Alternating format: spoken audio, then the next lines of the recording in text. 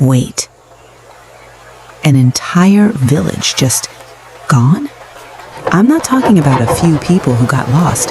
I'm talking about every single soul. The men, the women, the children, vanished from a place called Envaitenet, the island of no return. When I first heard this, I literally stopped what I was doing. I thought, no way. But then I saw the real stories, the ones from the families around Lake Turkana. And trust me, this isn't some dusty myth. Picture this. You're standing in your own kitchen, right? Stirring a pot of fish soup. It's a normal Tuesday. And then, nothing. You're just not there anymore. No scream, no struggle. Your sandals are still by the door. Your fire is still burning. This isn't a scene from a big Hollywood horror movie. Forget the Bermuda Triangle. Forget those haunted castles in Europe. This happened right here in Kenya, on a tiny jagged rock in the middle of the Jade Sea. The name itself, Envaitenet. It literally means the island of no return. But here's the detail that absolutely messed with my head. The last group of people who lived there, they didn't run. They weren't taken. It was like they were deleted from the world in the middle of a heartbeat. And what did they leave behind? Everything. Their clothes, their tools, their nets half mended, the very fires they were using to cook their own dinner. It's as if reality itself just glitched. And if you're thinking this is some old story from 1,000 years ago, you'd be wrong. Dead wrong. Even today, the bravest fishermen on the lake will tell you the exact same thing. They'll point at the water and say, you can look at the island, you can wonder about it, but if you step foot on those brown rocks, the island decides if you ever come back. Now, I know what you're probably thinking. You've scrolled past a dozen videos about mysterious places or asked an AI to tell you about haunted islands. Oh, it's just a legend. It was probably just a tribal war. But let me challenge that for a second. If it was a war, where were the bodies? If it was a disease, why wasn't anyone left to bury the dead? I noticed something when I started looking into the real stories from the families around Lake Turkana. They don't talk about it like a ghost story. They talk about it like a warning. Lake Turkana itself is already a wild place. They call it the Jade Sea. The water is this beautiful glowing green, but don't let that fool you. It's hot, it's dry, and the wind can flip a boat in seconds. And right in the middle of all that chaos sits this one island, Envaitenet. It's not a tropical paradise, it's a chunk of volcanic rock, jagged, brown, silent. From the shore, it looks peaceful, quiet. But if you've ever lived near the water, you know, a place that is too quiet is usually the most dangerous. I remember talking to someone. His family has lived near the lake for generations, and he told me something that made my skin crawl. Even the birds don't like to land there. Think about that. Even the animals, they know when a place has bad blood. Everyone tells you it's just a cursed island, but wait until you hear what actually went down. This wasn't a slow disappearance. This was a betrayal of reality itself. But before I tell you about the morning the village went silent, I want to ask you something. If you woke up tomorrow and every single person in your neighborhood was gone, their front doors wide open, their breakfast still sitting on the table, would you stay to find out why, or would you run as far as your legs could take you? Drop a comment right now because I need to know if I'm the only one who finds this absolutely terrifying. Because what happened next made grown men refuse to ever look at that island again. Remember how it feels when you walk into a room and you just know something is wrong?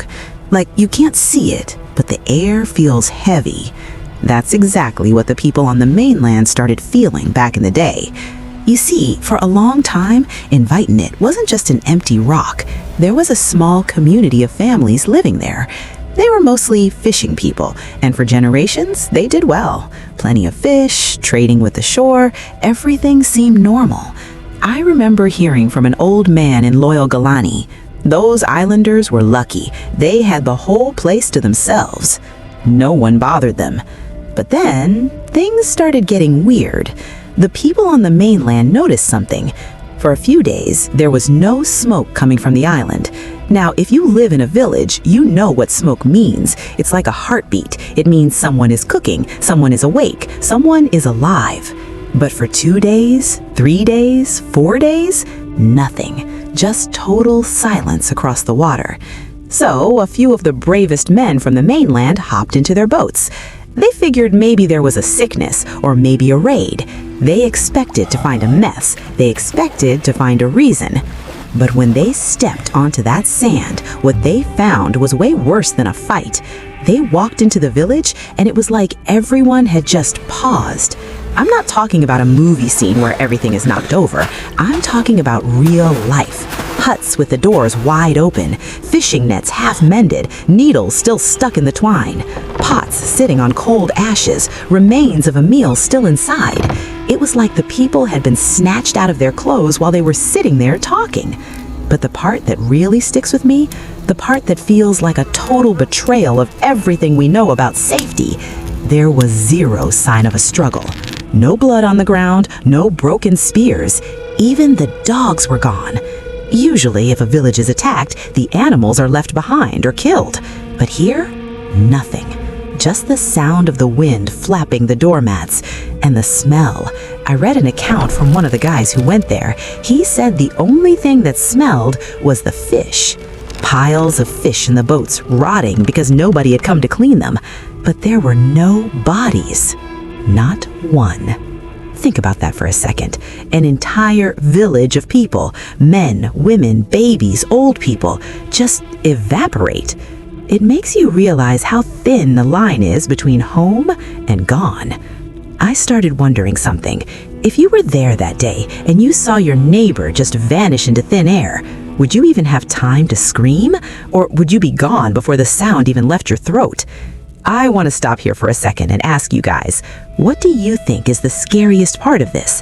The fact that they were gone, or the fact that they left their dinner on the fire? If you were one of those guys who landed on that beach and saw the empty village, would you have turned around right then, or would you have gone inside the huts to look for them? Tell me in the comments, because honestly, I think I would have been back in my boat before my feet even got dry. This is the part where the Island of No Return stopped being a nickname and started being a reality. And the crazy thing? It was only the beginning, because when the news got out, people didn't just stay away. Some people got curious, and that curiosity turned out to be a death sentence. All right, I'm going to pause the story right here. Not because it's over. Oh no, we're just getting started. What I just told you about the vanished village, that's the old mystery. That's the legend. But what happens next is documented, verified, real. In the next video, I'm going to take you through the expeditions that never came back, the warnings the locals still whisper today, and the one scientific theory that actually makes sense, but somehow makes it even scarier. Plus, I'm going to share what an old fisherman told me when I pointed toward the island, and he wouldn't even look at it. He just turned his head and spat on the ground. You don't want to miss this. So here's what I need you to do right now. Smash that like button, subscribe if you haven't already, and hit the notification bell, because part 2 is coming. And when that video drops, you're going to want to be the first one watching. The Island of No Return has a long memory, and it's not finished yet. See you in part 2.